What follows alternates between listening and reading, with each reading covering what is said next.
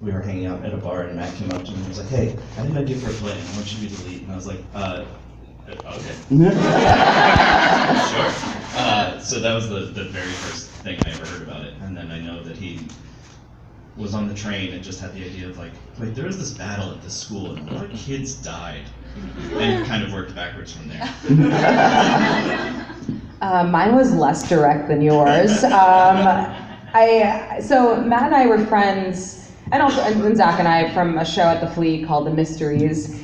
And I had seen Matt's work in Kapow Go-Go, also at the Pit, which I don't know if any of you know that show. Yeah. So I remember seeing that show and thinking, like, oh, like it'd be so cool, like, because what was so lovely about that show was that it was duct tape swords, but the whole audience was on board. Like, that was theater magic. And I was like, oh, I'd love to be involved in something like that. So there I am, just like, wow. And then one day, Matt was like, oh, I'm doing a reading of this play. Like, do you want to read for this part? And I'm like, yeah, sure. Sure enough, I don't know, that was Matt's way of, like, subtly auditioning me or something. Is that the truth? He always had you in mind. Okay, well, I didn't know that, though. And so we did the reading, and then I guess from then on, he was like, yeah, the part is for you, and the part's yours. Yeah, for the most part, I think Matt wrote it with all of the original cast in mind, which was kind of great because he was able to like write for our voices in a way that I think made it easier for us to do. Yeah, we didn't have to act, you know.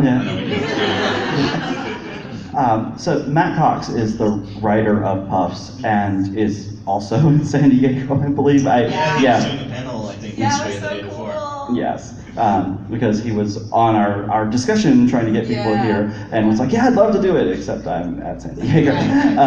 So about that writing process, so did Matt have like a completed script and all of that stuff that you started with, or did you have input in the process? We definitely, I know the first reading we ever did was only up through the beginning of year 4. Was the first time we did a reading at the Pit, and that itself was like an hour and a half, so he knew that he had a lot of stuff to cut, because he still had to get to the end of the 7 books.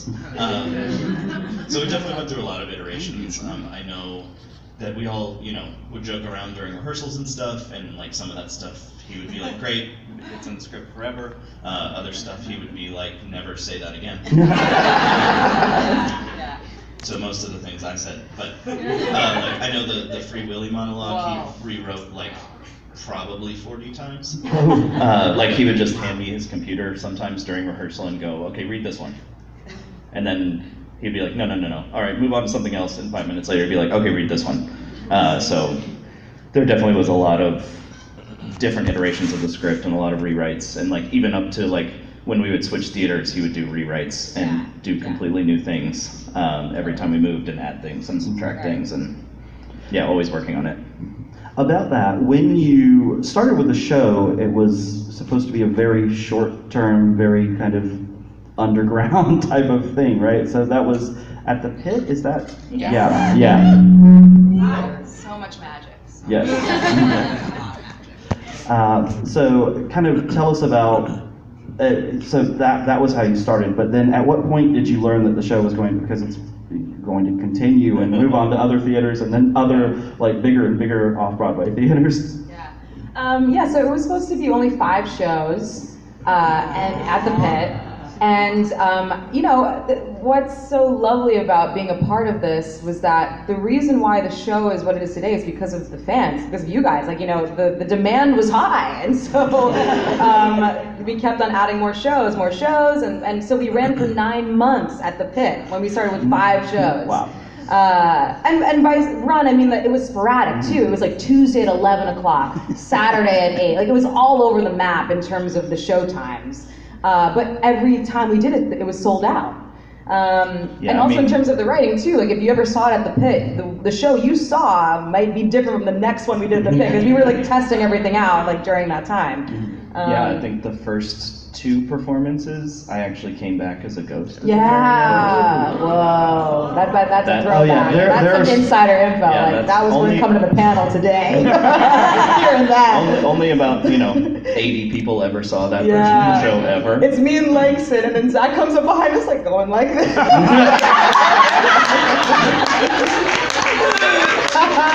was at that And then Zach was like, no, yeah, no. it was, yeah. Oh, Zach, It Matt was wasn't- like, yeah, no, I gotta Yeah. gotta Mix cut that in. you. So it ran for 9 months.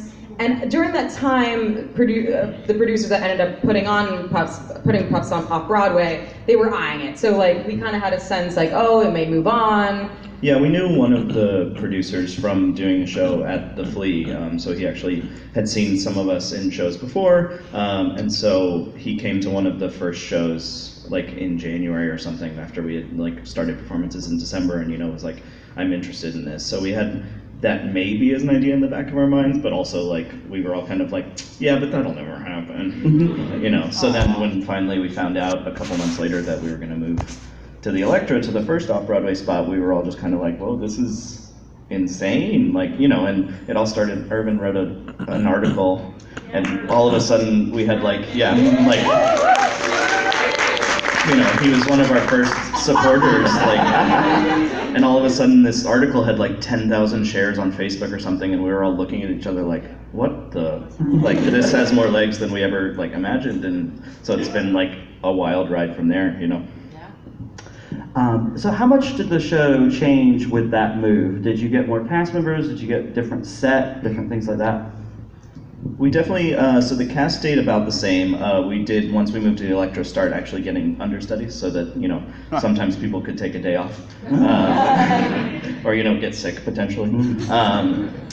So we added like full-time understudies there. We actually, since we were able to be in one space, we were able to have some of a set, although it did have to be taken down after every show because we weren't the only show in that space.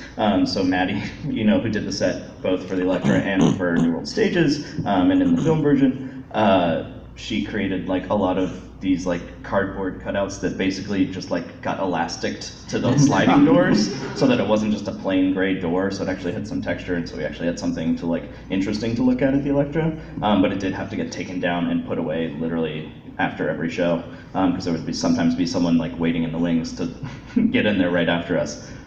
So that. Yeah. And also, Evan was the Cedric in the pit, and due to union stuff and business stuff, he could not move on to the Electra, and so James Foey came on as Cedric, and he just came right on, and we adored him. And that's that. Awesome. So were there any changes when you moved from Electra to New World Stages that were big? That was probably the biggest one, was that we could finally have a set that just stayed there because we were the only ones in the space. And so once Madeline had the freedom to actually do that, she was able to like design something that stayed there and was permanent instead of having to like pack it up every night, which was great. And like she was able to take over that whole space. You see all the stuff that she designed to put on the back walls and all around the theater. Like all of those things are her design, which were awesome to be able to fill that space and make it our own for 2 years now. Yeah, and what's also really lovely too is when we were at the pit, we'd be getting ready in the dressing room and be like, imagine like if this show went to New World Stages, like that'd be the perfect That place was like for the it. pipe Like dream. that was Yeah. the actual dream. Like Yeah. we would talk about that, and then that's where it went. And so when we found out, like it was literally dreams coming true. Yeah. Awesome. So I thought we would talk about the kind of plot of the show and your characters in the show for a minute. So as we said at the beginning, there are a lot of people here who have seen the show. There were a couple who have not. There are people that don't know the show. Yes. So just for the benefit of the people that might feel that way, if we kind of give them just a quick rundown of what the show actually is. And then I'll ask you a couple questions about your characters in life. There'll be spoilers for you, if that's okay, because Keep it spoiler free. yeah, Relatively. okay. Relatively. Don't give away the big For stuff. yourself. Yeah, All right. yeah. Well, Puffs is the story of sort of the lesser known and lesser cared for house, at least in terms of like what's represented in the movies and the books. And it's the story of Wayne, who's a character I play, who has these grand dreams of being like the hero and basically the hairy equivalent of like the Puffs, only to find out that that's not necessarily his lot in life, as I think a lot of us find as we go through our lives and have these grand dreams of being the hero and whatever, and to figure out what it actually means to be like somewhere in the middle, and to accept that and to embrace that. So it's sort of his journey of like navigating that, watching like all of these events that we know from the books and the movies sort of travel alongside them in a parallel fashion, and the story of all the puffs who are part of that wild and wacky adventure. And on the way, he meets his best friends, Megan and Oliver, who are the trio of the puffs. Yes. So, what kind of development, so you're Megan, so what did you know going in about this character, and how did you wind up making this character your own? When you said that, the first thing that came to my mind, also like funny things that like got cut from the script that are no longer there, was like at one point Megan's like 12 and is like smoking a cigarette. So like, yeah, remember that? I don't remember that. Yeah. So in terms of like who she was, like even though that didn't live on, like that energy definitely stayed in, you know? So she, I mean, out of the gate, she was like goth and rebellious, anti-puff. And in terms of developing it, my relationship with Xavier changed. That was something that definitely changed from the pit. I don't know if I'm answering your question. That's basically it, right? Yeah. What else? Yeah, and I don't know, I guess as we continue to work on the show, I think what was lovely about Megan's development is that she started off as this kind of just a rebel thing, and then she turned really, I think she became really well-rounded in that the point of her character is that she is many things. She has this like tough exterior, but she really loves her friends and is goofy in her own way, even though that's not at the forefront. And it just goes to show that like your house or labels only go so far. You're multifaceted, and Megan is a good representation of that. Boop-a-doo. Boop-a-doo. Yeah, I know that, for me, it was a lot of Matt and Steve, who was one of the original producers and played Ernie and the male teachers, kind of being like, hey, you're the lead of the show. And I was like, I know, but they're the funny ones. Which is just, in my career is not, leading man is not what you see when you see me, which is fine, and part of the point of the show, I think. But that was definitely a learning process for me of being like, no, it's okay to like take center stage and like be that and more than I'm used to. So some of like them pushing me to do that, it was also a lot of like looking at Harry and his journey and like seeing how we could find parallels in Wayne and like see where he's trying to do the same thing and where that fails, and sort of hit those points all along the way of the 7 years. That's awesome. One of the things that I found really fascinating about the show is the way that it's definitely a parody, right? Like that's how it is able to exist, but also it has lots of really funny parodic elements, but it also has like a real undercurrent of heart. And so do you have any thoughts on how you kind of got that balance, or how that got there? I think it is there because it was always one of the main things that Matt and the creative team were after. Mm-hmm. I think that was always the point, was never to do something that was just like strictly a parody, and like we always wanted there to be some amount of like heart and something you take away from it.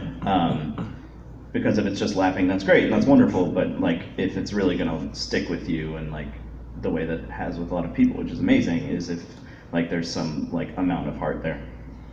And I think Matt did a lovely job of, it could have been just a parody, and we're gonna make fun of this thing and this thing and this thing.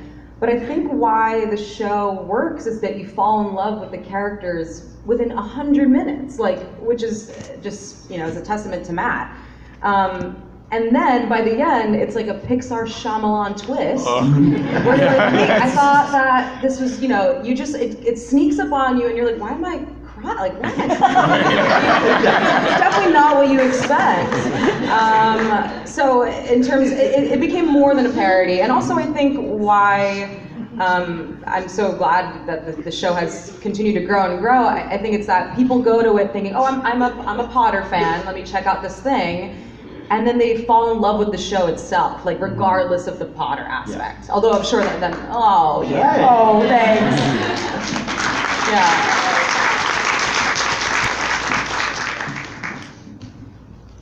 So, I wanted to have you talk for just a couple minutes about your kind of lives and careers outside of Puffs. Oh, that's boring. Oh, no, it's really boring. So, how did you get started in acting?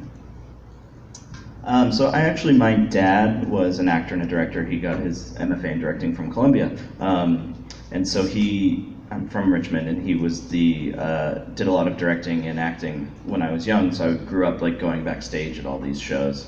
So I was hooked from an early age, and I remember applying to colleges, and he was like, I know I can't really tell you this because I did it, but you don't have to do this. And I was like, yeah, whatever, you did it, Dad, so I'm gonna do it too. So that was, 17-year-old me. And well, here I am still doing it, so that's something. Yeah, similarly, the story goes that when I was like 4 or 5, I got on my grandfather's pool table and I started singing the I Love You song from Barney. And that's when my mom was like, I think I gotta put this girl in theater classes or something. Like, she loves to perform. And I've been acting and singing ever since I was little. And Julie, when was it that you went on to other projects after? So I left Puffs May of last year. And what did you start doing when you? It was my time to say goodbye, and I audition. I do commercials. I do voiceover. I'm trying to do more TV and film. So it was time to make space for those things to come through. Excellent. Yeah. Do you have anything that you're already looking at doing when you're? I don't have anything lined up at the moment. Still looking and seeing what'll be out there after August 18th, which is very sad. But also okay, time to move on, I suppose. But I audition for commercials a lot. I go out for those a decent amount, and I once was in I had like one line in a movie that Daniel Radcliffe was also in this tiny little film called Imperium.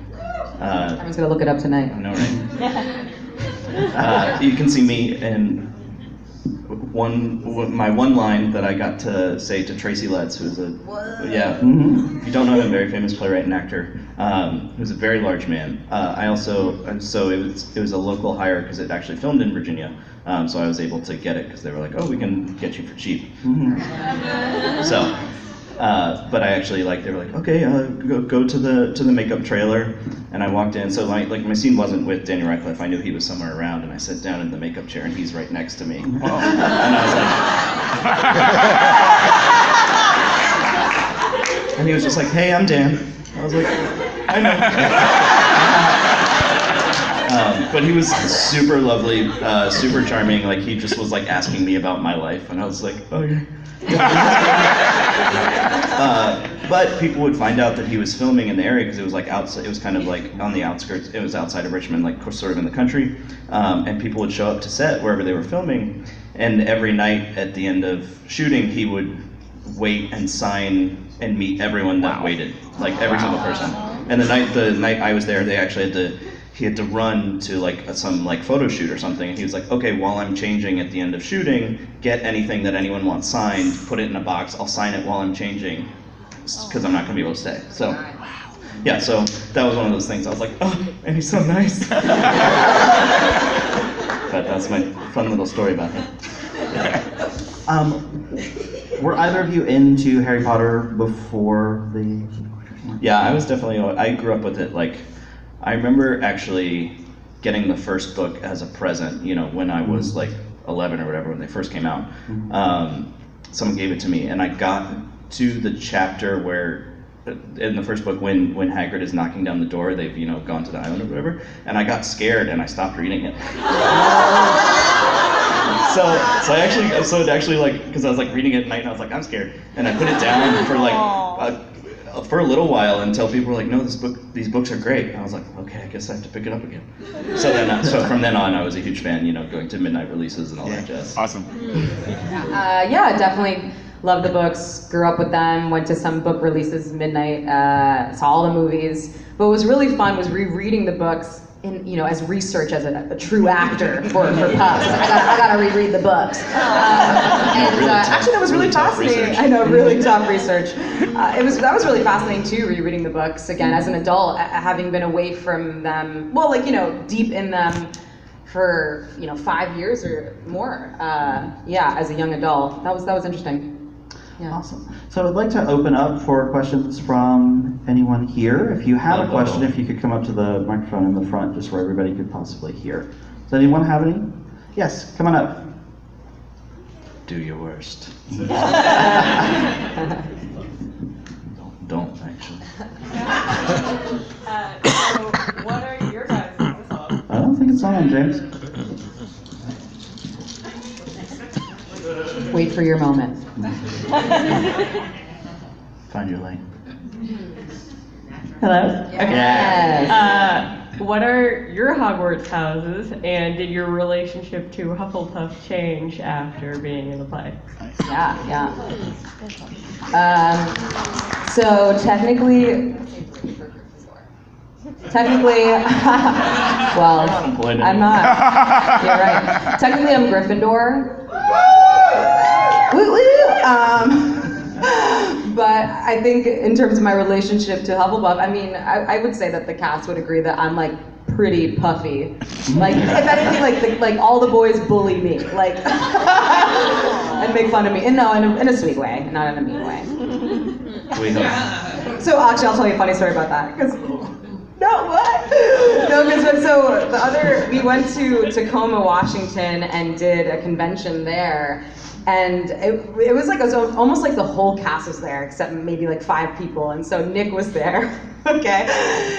And there's a whole long line of us. The first question I'm about to ask, I'm about to go into the mic, and Nick just goes, he makes a fart noise as soon as I'm about to open my mouth. And that is the camaraderie of our cast, and that's why I'm a puff in that way. Okay, that's my answer. I'm definitely a puff, and I had been sorted that way long before the show, and I was kind of yeah, okay, I guess. But then doing the show, and being with all these folks, and how everything has gone, definitely made me so much more proud and happy to associate myself with being a puff. And I think the show speaks to a bigger thing, especially by the end, that we're all puffs. Not to get cliche about it, but we're all puffs in that we're the common people, at the end of the day, if you fight in the battle or you don't fight, that's what matters. That the whole group is involved. That didn't make any sense. You know what I mean? It did actually make sense. More questions? Yes, right here. Hi. First off, thank you so much for coming and oh my God, such a pleasure. We're so happy to be here. This is awesome. One of my favorite scenes is the scene where the Dementors come out and the puppet is kind of peeking through, and the narrator gets to kind of expecto patronum him away, the Dementors away. But my question would be, is if your characters had a Patronus, what do you think that they would be able to conjure? And if it's different from what you would be able to conjure, what would that be like? There it goes. She did her worst. That was the worst. I have faith. Also, and speaking to that moment in the show, I remember Matt watching it for the first time. He was like, "Oh, this feels like a Six Flags amusement ride. This is exactly what I wanted."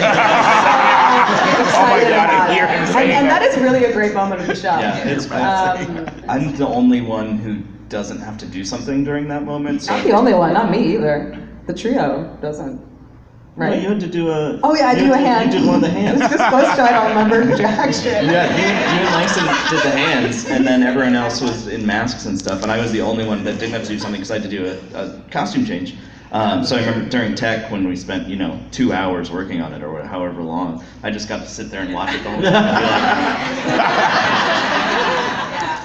time. But so the group sort of conjures the Free Willy whale at the end during the battle, which is one of my favorite little things that I don't know if everyone notices the first time through, but it's something that we added later on. I think we added that at the Electra? Or not till World Stage? Other deep cuts. At one moment in rehearsal, we joked. We didn't joke. No, I don't even know why I said joke, because this is legitimate.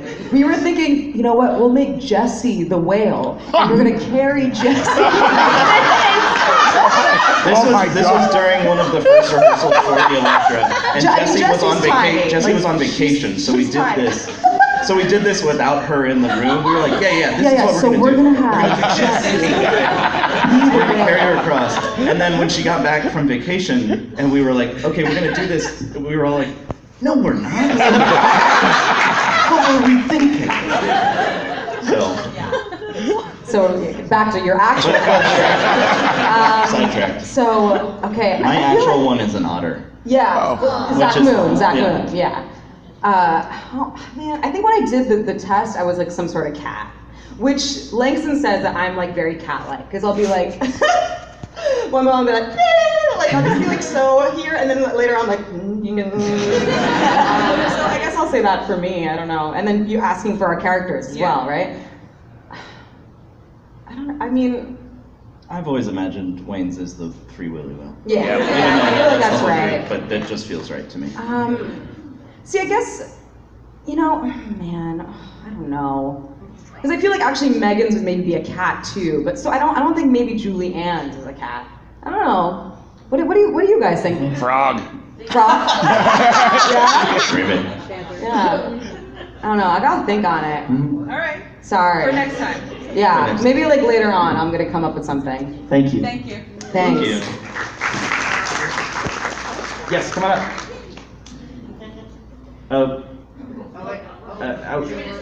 Yeah, just start a line. Come on down, both of you. Just come on down, make a line. Jody, come too. If you do have a question, go ahead and get in line. That way we'll go a little faster. We didn't start with that. No, before we go, I want to take a video and we're all gonna do it. Yeah. Oh, yeah. I will say I think Pops is my fiance's favorite iteration of Potter because he's actually sat through it twice, which I thought was very impressive for him. Like when we had the opportunity to come to filming and I asked him if he wanted to go, he's like, I'm taking off work right now. And I'm like, okay. Where's he? Oh, he's at home. Not that big. So I actually have two questions. Shoot. One is your favorite Zach Smith. Oh. And you cannot say the 27 dresses one because... Yeah, no, totally. We're not gonna say that one. Yeah. Because that one is iconic, but it will live on. So I'm looking for something that's gone. Like one of those you had to be there moments. And then the second question, which I've also now blanked on, was, do you remember? We can start with the first one. We can start with the first one. I know one of the ones that sticks out to me just because it was one of the first moments that I was just like taken so aback and like just flabbergasted on stage was Nick came out with something in his hand and I was like, what is that? And he was like, I found this. It's Cedric's heart. Oh! And he holds it out to me and he goes, do you want it? And I was so stunned because he hadn't, I think it was the first time he used a prop, which he then did more often. But I was just there like actor brain going, I don't know how to react to this as my character, and without just completely losing it. So I think Steve looked at me and was like, he's gone. So that's one of my all-time favorites. Yeah, there's so many iconic ones from that Nick Carrillo, that gem. The one that comes to mind for me is one of our last nights at the Electra, speaking of props. Wayne has those birds that pop up. I don't even remember this one. Nick put the bird, all right, here we go, everyone. He put the bird in his crotch, and then unzipped his fly and the bird. Oh my god! And he was like, oh, I don't know, something about a spell turned my into a bird or whatever. That was particularly memorable. Just wow, he really did it.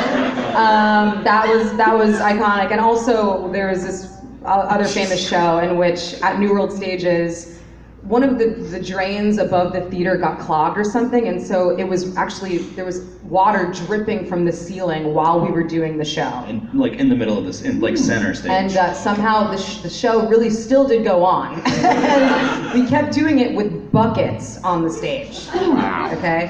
And then Nick turned that into this thing during Zach Smith that someone turned his girlfriend, Jennifer Buckets. The last name was a coincidence. Coincidence. Into a bucket. Into a bucket. Yeah, those are some memorable ones. Thank you. Hi. Hi. First of all, third or nothing.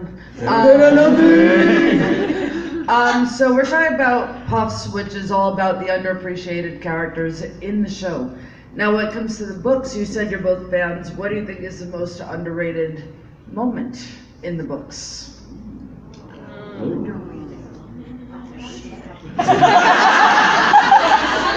Look, I've run like 5 of these conventions. I have no idea what my answer to that question would be.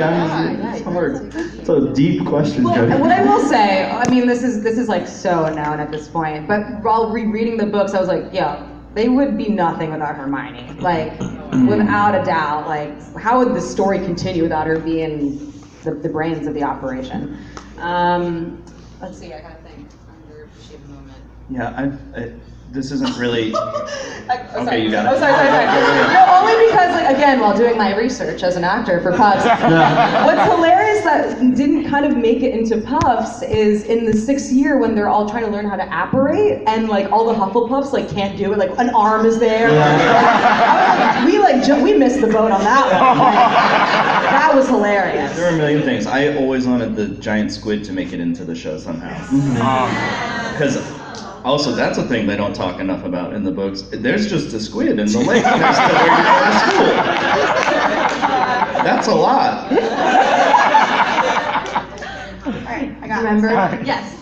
So you had a couple of Potter alumni come see the show, like Ivana, Chris Rankin. What were their reactions to the show? Did they have like a favorite moment that they like, or like a favorite like character or anything like that? I'm just very curious how they actually responded to the show. They were both very positive. I know Ivana, like, we didn't get to talk to her very much. We got to take like a quick photo with her, but she seemed to really enjoy it.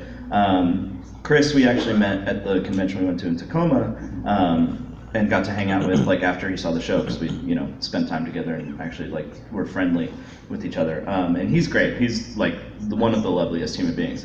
And he really loved it, so he had a great time. I know that like they went home and like watched it again. Oh, really? Yeah, they watched it. They like sent a picture of them watching the film version. Oh, wow. Yeah, so I know they went back and watched it again. Any more questions? Yes, come on up. Nice. You look hand. familiar. Whoa. So what are you guys' favorite moments to either act or like in the show to like watch from the sidelines if you're not in that scene? I mean, my favorite, I won't totally spoil this, but my favorite thing to do is the white room scene towards the end of the show. Just because it's like, the most heartfelt moment, and like getting to do that with Steve, who's been like one of my good friends for like 6 or 7 years now, since we met at the Flea way back when, 2013, 2012 maybe. So getting to do that with him every show is such a blessing, and so that's like my favorite, and like always means a lot to get to do that scene. And that's the Pixar Shyamalan twist moment of the show. No, because like, having been in it, I've only seen the show until after I left. And so I've seen it like 3 times maybe, like I'm in the audience just, experiencing this thing. And when that scene comes along, like that is, makes the show what it is. So watching from the sidelines, for a long time when we were at the Electra, I could watch the Zach Smiths, which was always a joy. But then when we moved to New World Stages, that's the moment when I'm taking off the black lipstick that's smudged all over my face. So I would miss that, and I would just listen. And then moments to do, I would always love, doing letters as Megan and doing the serious joke. Because that was like, it was a game every time doing the show, because like depending on the audience, I'd play it differently. Like if the audience was really jamming, like I could milk that moment real long. Real long. If the audience wasn't jamming, like we're gonna go right past this. So I would say that moment. Yeah, I think it was funny, we were realizing this a little while ago, is that actually like, of the original cast, the only 4 still doing the show are the ones who are there for Zach Smith. Which I think might That's be, why. I think is a little bit, because that is one of the things that keeps the show fresh and hilarious for us every time. So I think we realized that like a month or 2 ago. We were like, oh yeah, it's just us 4. It's probably because it's a different show every night because of that. So that's always a blast, and always keeps me on my toes. Yes. Hello. Okay, so you both mentioned that you've done theater for a while, and being a part of Puffs, as the popularity of Puffs has grown, how have you been recognized more, and how do you feel about people just like, oh my god, oh my god, oh my god? It's a very... Zach got recognized waiting for the train to come here. Actually, that is true. On Metro North? Yeah, Wow. Yeah, at Grand Central actually this morning, when I had my coffee and I was like, I'm not. I was like, you're in Puffs, right? I was like, what? It is when it happens. It happens when you're sweaty on the subway. No, it's been crazy. I mean, like, I remember the first time at the pit, there was a group of kids that we came out and they asked for autographs, and I was like, sorry, what? Just like that was such a new experience of ever having done that, and now like we've done it a lot, and it's crazy. Like, and when people like stay after the show and like want to take pictures or do autographs or recognize you on the street, it's like so surreal. It's really it makes my day every time though. It's really wild. Yeah. It's a joy because you guys are lovely, like so fun, and yeah, it's also like one of the best fandoms around. Yeah. So. For sure. One moment that was like particularly like, wow, I was actually on a flight to Dublin, and did I tell you this? I don't know. We're all learning something new together. So, like, I'm getting up out of my seat, and there's a kid in front of me on the plane that kind of like looked at me, like gave me like a double take. I was like, okay. And then as we're walking down, like getting off the plane, he was like, oh my God, were you Megan Jones and Puffs? Like, this was in Dublin. He was American, so I guess I'll give it that. But I was also like super like, whoa, I'm not even in the States. And that was. That's great. I didn't know that. Yeah. So I was like, whoa. And then also, I don't know, I also ran the social media for Puffs while we were in it. I don't know if any of you followed the shenanigans during that. That actually means a lot to me. As Zach would know. Like, they asked me to do it, and then little they know it's like, this is my thing. I became very silly about it. And so I guess now some people still follow my own Instagram, and someone stopped me in Williamsburg too one day, and like, but what was funny was that he didn't go like, I know you from Puffs. He was like, I follow your Instagram. I was like, what? So it's silly. It's just a silly time. It connects us. It's great. Yeah, actually, so speaking of, Matt and Steve and Langston are at San Diego Comic-Con, and they actually just ran into someone who was dressed as Wayne just randomly in the convention. Yeah, he had the Wolverine t-shirt with the badger on it. So they texted me that picture yesterday. I was like, that's insane. Like, getting recognized, sure, like, wow, interesting, cool, silly, but people cosplaying as our characters will always be mind-blowing. Like, yeah. I always say, like, I could play Hamlet one day, but no one's coming cosplaying as Hamlet. Like, someone's coming cosplaying as Megan Jones, I'm like, that's fucking badass.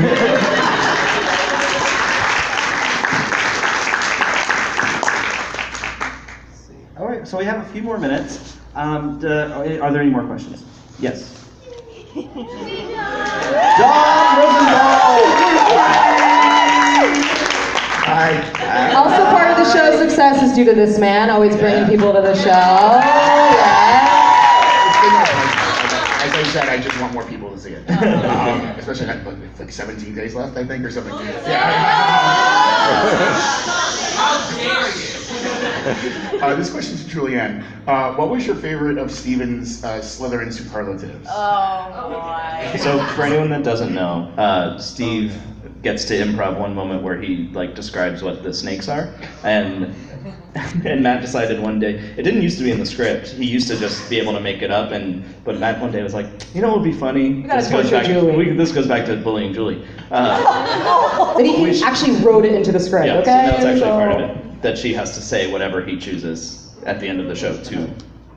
Yeah, so kind of like during Leanne's little speech about the houses, Steve will, everyone's like, whether you're this is this, or one line that he would always say is like, throw white wine. Students always look like they're about to throw a glass of white wine in your face. So that moment, like he can make up whatever. The one that was like, when he said, I was like, you got, and also I'm on stage when he says it. So if anyone ever like would catch me, they would see my eyes go, oh my God, how could you? One time he went, snake, snake, snakes, oh baby snakes, snakes, snakes, snakes, snakes, oh baby snakes. That's how long it was. He sang it, okay? And so at the end of the show, when I go to Wayne, whether you're a brave or a smart or a puff or snake, snake, snake, like everyone was like on the wings, like waiting to hear me say this. For sure, I like definitely cracked. I was like, I can't believe I'm saying this right now. Probably that one. Yeah, that was actually Maddie's making us, is it a sweatshirt? Yeah, it's a sweatshirt of inside jokes. From like the, dudes, like we're all like, oh my God, there's so many jokes. And one of them on there is snakes, snakes, snakes, so baby snakes. Takes up like half the sweatshirt. Baby shark. Yeah, shoot. How do you feel about the idea of high schools and kids around the country? Seeing pictures on social media of like high schools and middle schools putting on the show is like, makes your heart melt. It is so cool. Like I think someone was telling me that there are like 58 requests in for productions around the country, which is insane.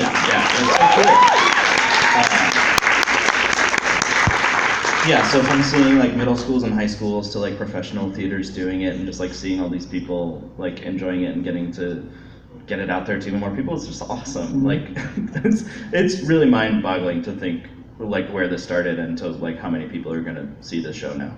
Yeah. It's insane. And all the middle school Zach Smiths, like hilarious. Yeah, I need if anyone sees, I need videos. Yeah. Any more? Yes. You don't want Mrs. Black at a microphone, do you? All right, everyone, let's do this. So much of the show is based on the trio and their chemistry and their friendship. And so it was you two and Langston doing that for hundreds and hundreds of performances. What was it like when Understudy was on, or when Langston and Julie left? How do you sort of adapt to doing that with a different trio? Like the three of us getting to do it together for so long, also like so much of the starting of the show was like us doing like interviews and stuff too together, so we like built up this rapport together that I think is really special and like we'll always get to have, which is wonderful, and like it's so much fun. Like I had such a great time with the two of them, but then like whenever anyone else would go on for them, or like now that they both left the show and it's new people, it's this weird learning curve of like, what are you doing? Okay, I'm gonna do this instead. So it takes some time to get used to, for sure. But like the folks like Reggie and Sonia who took over are both really, really wonderful people, and they're both very talented. So it's also like, as hard as it was to like move on and it's never quite been the same, it's also like, oh, these people are great and really talented, so it's also easy in a certain way to like sort of get used to them, and it just makes a different energy, which is not worse or better or anything, it's just change. Some more insider info. When we first started rehearsing the show, Steve was like to me, Zach and Lane's like, so you know what you guys got to do, right? And we're like, why? He's like, you guys gotta go get drunk together. Or like, just like do something to like get to know each other. And what that was like, we got Little Caesars pizza. I was living in Washington Heights. We went to my like drab apartment and we watched the first movie together. And Lex had never seen it. And so, we were like laughing because, that movie came out so long ago that he was like, what is this, like Windows 97 screensaver? It was like flying through the air, Lex is so hilarious. And so like that's how our friendship started, getting to know each other. And when we were doing the show, of course, it's like we know each other so well, and we were able to play off each other. And Jake is the main male understudy, so he would either go on for Zach or Langston. And like Jake's delightful as well, but he's also a grade A weirdo. So the show would be totally different, but in its own way. And it's just like now that's live theater for you as an actor and as an audience member. You really never do see the same show twice because the energy is different every time depending on who's on stage and who's in the audience. It's an experiment every show. These chemicals mixing together. Me, Jake, and Zach is going to be a totally different show and you're going to see new things and like hear new things. And Jake's a weirdo. Is the main takeaway. Do we have one last question? Oh, we can take both. We can take you both. Come on down. Come on up to the. Come on down to the Price is Right. $4.99. So, hi. How do you feel your character's super objectives maintained or changed from the beginning of year 1 to the end of year 7? Yeah. Okay. Digging deep. I think for me and for Wayne, it's definitely like the journey of like wanting to be this, superhero and like the hero of the story and whatever, and to like the realization that I think we all go through in life of like having to be like, oh no, I'm okay with not being that, but still like being proud and like excited about what I am doing. So I think that's definitely a life lesson that was fun to learn along with the show, because I think it's something that everyone struggles with to a certain degree. Yeah. Megan's objective definitely at least years 1 to 3 is like, who am I? Am I this thing?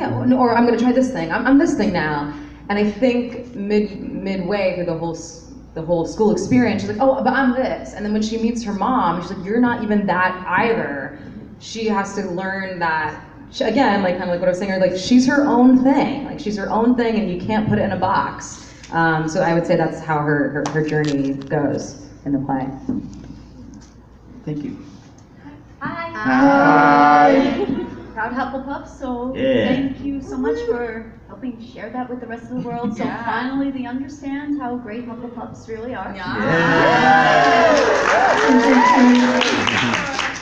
Okay, and my question is that since both of you are such fantastic actors, if you could be in any other Broadway play, on Broadway or off Broadway, whether it's playing now or in the past or will be playing, what would it be and which characters would you play? Wow. Wowza. Do you have an answer? I love the show Waitress. I think the Waitress is beautiful. And you said it doesn't have to be on Broadway right now, right? Anytime. Yeah. Oh, another show that like I did a scene from this play and and I also have something else. This play in college, which was Crippled Inishmaan. Like Helen is also very similar to Megan Jones, so we'll say that. And also, I did Joan of Arc when I was in college, and I was like, yeah, that's my jam. So clearly, like young female heroine that's fucking badass is what I like. When I was younger, I always wanted to be Seymour in Little Shop. I can't sing well enough to do that. Doesn't matter. But I can still dream. And I just saw this, just coming to mind because I just saw it recently, The Ferryman on Broadway. And the lead in that would be really, really fun. That's a great show if you haven't seen it. Also Hamilton, because, you know. Oh, wow, yeah. Well, Nika, come on. This is really the last one. Hi. Okay, so obviously Puffs is a very high action, high energy show. There's a lot of running around, a lot of motion on a small stage. Were there any wacky mishaps or glorious accidents on stage? Like doors not opening. Yeah, that's a great story. How much more time do we have? This isn't actually a mishap from on stage, but I'm just remembering the story and it makes me laugh. But it was actually a backstage thing that it was right after we transferred to New World, and so we were still running around trying to figure out like where to go, and like still, even though we'd done the show at the Electra, the blocking changed when we moved. So we were all like, and when we rehearsed at New World, we were still doing shows at the Electra, so we were learning new blocking while still doing the old blocking. So our brains kind of went for a little while. But early on, so I was doing one of my shirt quick changes, which are relatively fast, and I like still didn't know how much time I had, so I was still freaking out about it. And I go over and James was standing on like the little ladder that's there with his phone on, like videotaping me, and I was like, what's going on? I don't have time for this. And so I didn't notice that behind the costume rack was Ellie, and she just emerged like this and scared the living bejesus out of me. They thought I would see her long before she emerged, but I was distracted by James there, and I was freaking out.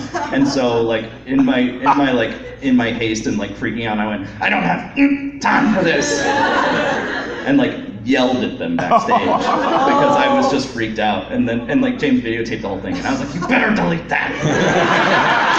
Which, in the heat of the moment, I wanted him to. In retrospect, I wish he hadn't, because I would love to see that video now. But unfortunately, it's lost to just our memory of time.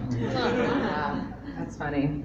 Oh man. There's a lot of like, I have to hold the curtain here for someone while they run through, and then I step here, and like it's this weird little dance backstage. And when swings or understudies go on, it is the moment of you have to go like, and then someone will run through and they'll go like, okay, yeah, don't go there.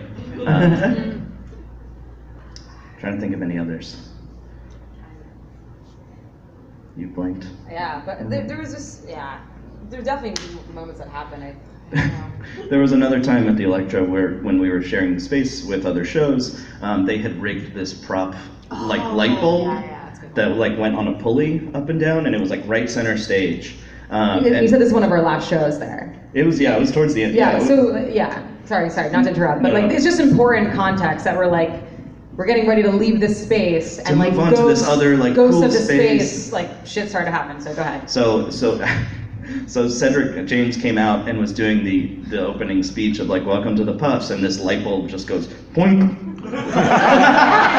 Like a spider, like emerging from the ceiling, like 6 inches from his head.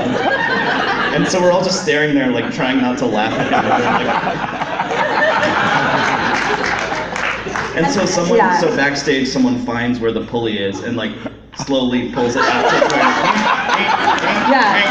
So as the show was going on, it's like,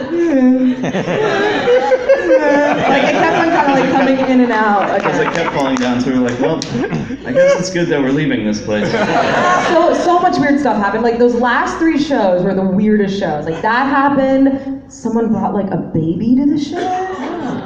Yeah. So like it was like during the show, a woman was in the 2nd row and answered her phone and was like, yeah, I'm at a play right now. Kid you not. Like we're like, and also like at the lecture, like the audience is right there, so we're like, I could see her. Like it was. Oh yeah, if you're ever wondering, in New World stages, I can see all of you in the audience. So if you're doing something, I know about it. All right, well, it is all the time we have for the panel. Thank you both so very, very, very much.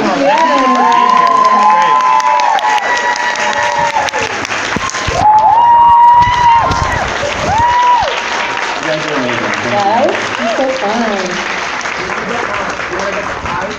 Oh yeah. Keeping me on track here.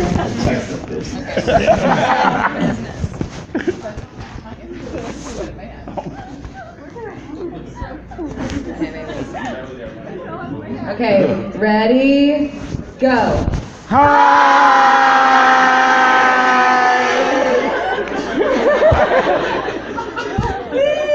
Thank you.